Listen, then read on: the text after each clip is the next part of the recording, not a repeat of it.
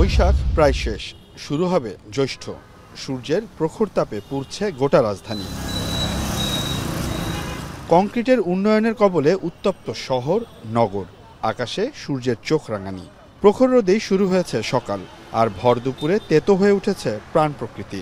দিনের শেষে বিকালেও কমছে না রোদের তেজ।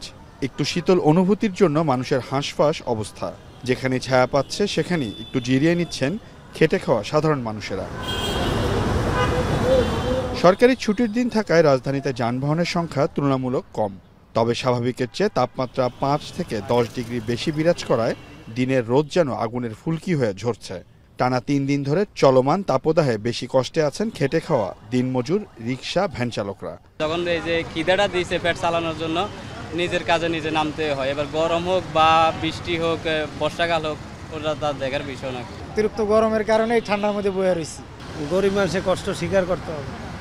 পেটে ভাত নাই বিদায় তো কষ্ট করতে হয়। গরম তো একদম অতিরিক্ত গরম লাগতেছে। বাসা থেকে বাড়িতে তো মনে চায় না, কিন্তু পেটে দেয় বাড়িতে হয়। দিনের তীব্র তাপদাহ যেন রাতেও বিদ্যমান। রাতে তো কালকে 2বার কারেন্ট গেছে, 2বার হয়তো 1 ঘন্টা করে 2 ঘন্টা লোডশেডিং ছিল।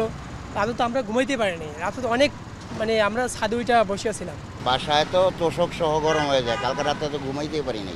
গরমের তৃপ্তিটা পাওয়ার জন্য ঠান্ডা পানি খাচ্ছি। এদিকে আবহাওয়া অধিদপ্তর জানিয়েছে 11 মে পর্যন্ত সারা দেশে তীব্র থেকে অতি তীব্র তাপপ্রবাহ চলবে। সোমবার ঢাকা সহ উত্তর পূর্বাঞ্চলে বৃষ্টির সম্ভাবনা রয়েছে বলেও জানায় আবহাওয়া অফিস। এরপর কমতে শুরু করবে তাপমাত্রা।